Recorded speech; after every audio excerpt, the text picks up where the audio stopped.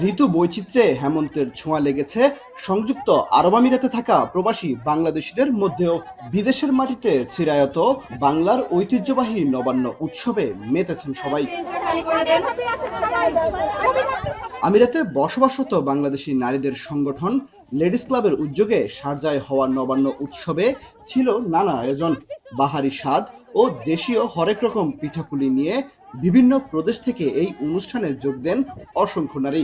এতে মিলন মেলায় রূপ নেয় নবান্নের পিঠাপুলির প্রতিযোগিতা। এছাড়াও শিশু কিশোরদের চিত্রাঙ্কন সহ বড়দের জন্য ছিল ভিন্ন ভিন্ন প্রতিযোগিতা।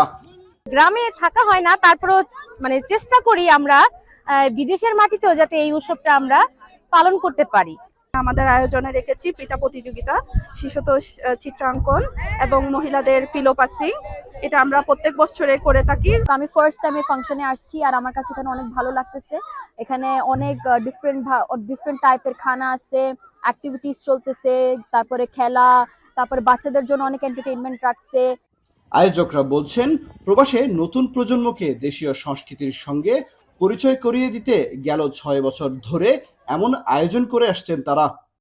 বাংলাদেশের ঐতিহ্যকে তুলে ধরার জন্য যা করা সেগুলো আমরা চেষ্টা করি করার জন্য। তো আমাদের প্রত্যেকটা স্টেটে আমরা চেষ্টা করি প্রোগ্রাম করার জন্য।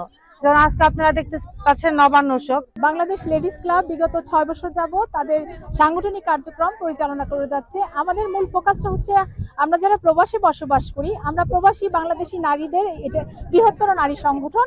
পাশাপাশি আমরা আমাদের পরবর্তী প্রজন্ম, আমাদের সন্তানদের বিষয়টার দিকে আমরা ভীষণভাবে খেয়ালি। আমি আরো আশা করব যে নানা রকমের এই অনুষ্ঠানের মাধ্যমে আমাদের বাংলাদেশকে যেন এই নারী উদ্যোক্তারা এবং বাংলাদেশ ইউএই লেডিস গ্রুপের যারা আছেন তারা যেন এটা আরো ছড়িয়ে দিতে পারেন।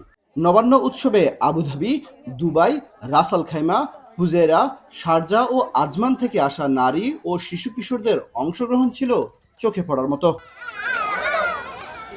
কামরুল হাসান জনি, এখন সংযুক্ত আরব আমিরাত।